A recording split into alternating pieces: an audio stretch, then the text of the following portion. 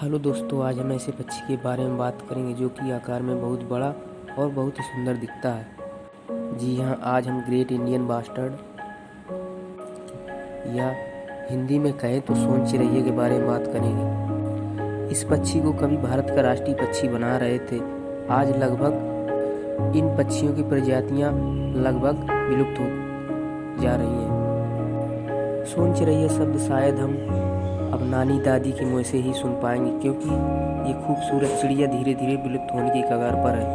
इनकी संख्या सिर्फ 150 बची है। कभी राष्ट्रीय पक्षी घोषित होने के दौड़ में सबसे आगे रही सोन चिरैया आज अपने अस्तित्व को ही लेकर संघर्ष में दिख रही है। सोन चिरैया को द ग्रेट इंडियन बास्टर्ड के नाम से जाना जाता है। इसका वैज्ञानिक नाम आर्डेस्ट नेग्रिस्प है।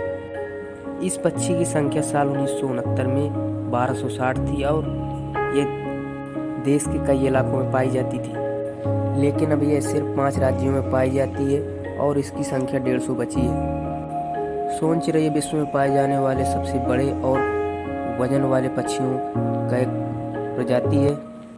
सोन चिरैया की हाइट 1 मीटर ऊंची और इसका वजन 10 से 15 किलोग्राम तक होता है। आकार में बड़े होने और शरीर का टेढ़ा होने पर पैर लंबे होने के बावजूद उड़ तो सकती है, लेकिन उतनी फुर्ती से नहीं उड़ सकती।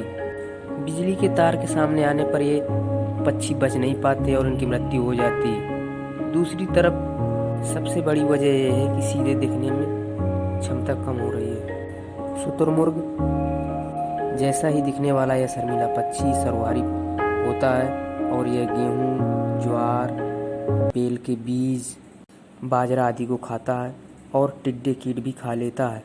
इतना ही नहीं, सांप, छिपकली और बिच्छू भी खा लेता है। यह राजस्थान का राजकीय पक्षी भी है। ये ज़मीन पर अपना घोंसला बनाता है, जिसकी वजह से अंडों, कुत्ते, जानवरों से खतरा बना रहता है। एक तरफ राजस्थान में इसे राजकीय पक्षी माना जाता है तो दूसरी तरफ पाकिस्तान क्षेत्रों में इसे शिकार के लिए प्रयोग किया जाता है। भारत में बिजली के तारों के अलावा घास के मैदानों की कमी की वजह से इनकी संख्या में लगातार कमी देखी गई है, क्योंकि ये पक्षियों का खास निवास स्थान घास के मैदान ही होते हैं।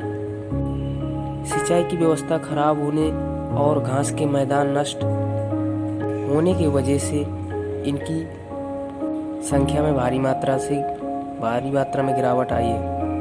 एक समय ये पक्षी पंजाब, हरियाणा, उत्तर प्रदेश, मध्य प्रदेश, छत्तीसगढ़, उड़ीसा, गुजरात, महाराष्ट्र, कर्नाटक, तमिलनाडु जैसे प्रदेशों में भी देखने को मिलते थे।